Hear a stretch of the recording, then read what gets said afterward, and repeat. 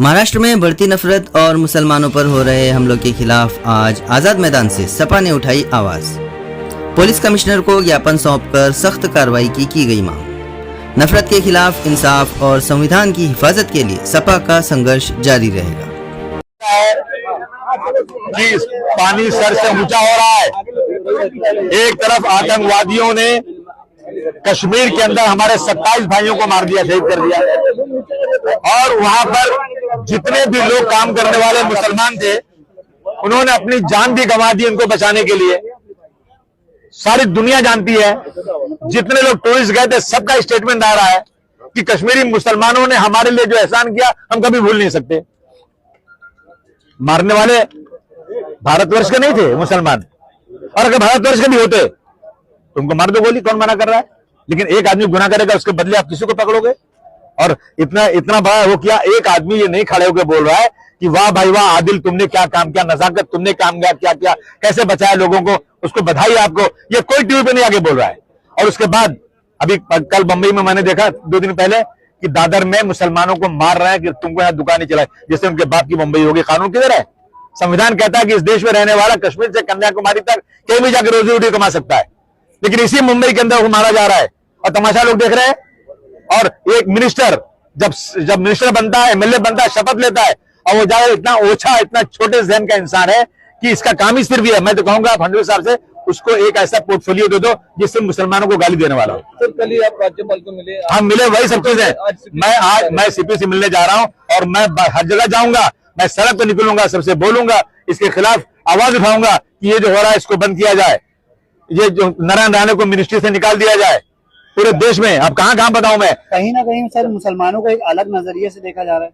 मुसलमानों को ये इनको लगता है कि मुसलमानों को जितना अलग नजरिए से देखेंगे, जितना गाली देंगे, उतना हम सत्ता में बगैर कुछ किए हुए आ जाएंगे और हमसे कोई सवाल नहीं पूछेगा कि देश की बर्बादी हो रही है, देश का जो है इकोनॉमिकल हालत बिल्कुल खत्म हो चुकी है, महंगाई बढ़ती जा रही है, चाइना घुस करके हजारों किलोमीटर की जगह कब्जा कर चुका है, ये हो रहा है। उसके बाद आप जो सिर्फ और सिर्फ हिंदू मुस्लिम मंदिर मस्जिद कर रहे हैं, ये बंद होना चाहिए। मैं अपने हिंदू भाइयों से कहना चाहता हूं, वो देखिए दुनिया इसलिए बुरी है कि ज्यादा लोग ना चुपचाप बैठे हुए हैं।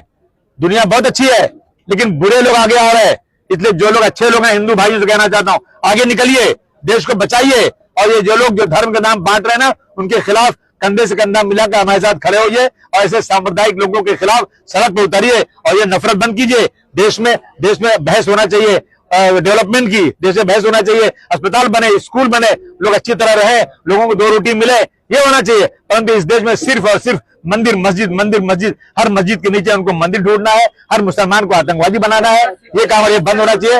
ये हम कमिश्नर के पास जा रहे हैं और उनसे बात करेंगे कि आप तुरंत जो है ना इस पे एक्शन लीजिए। ऐसा है ना, उन्होंने धर्म पूछा या नहीं पूछा मुझे नहीं मालूम, लेकिन सब कह रहे धर्म पूछा, तो मैं मानता हूँ धर्म पूछा, लेकिन धर्म पूछा इसलिए पूछा धर्म उन्होंने कि यहाँ धर्म पूछेंगे ना तो मुसलमानों के साथ ज्यादती होगी। वो दुश्मन है देश के, वो नहीं चाहते हैं देश के अंदर अमन सुकून हो, वो नहीं चाहते कश्मीरी बेचारे रोजी रोटी कमा सकें, इसलिए उन्होंने धर्म पूछा। कल आप राज्यपाल से मुलाकात किया, क्या कहा उन्होंने? कहा कि हम जो है आपने जो कहा है हम जरूर एक नोट भेजेंगे उनको, सीएम साहब को, डिप्टी सीएम को, और आज सीएम साहब वहां जाने वाले उनके पास, उनसे डिस्कस भी करेंगे कि महाराष्ट्र का इलेक्शन ऑर्डर खराब हो रहा है, आप तुरंत जो स्टेटमेंट देके उसको रोकिए।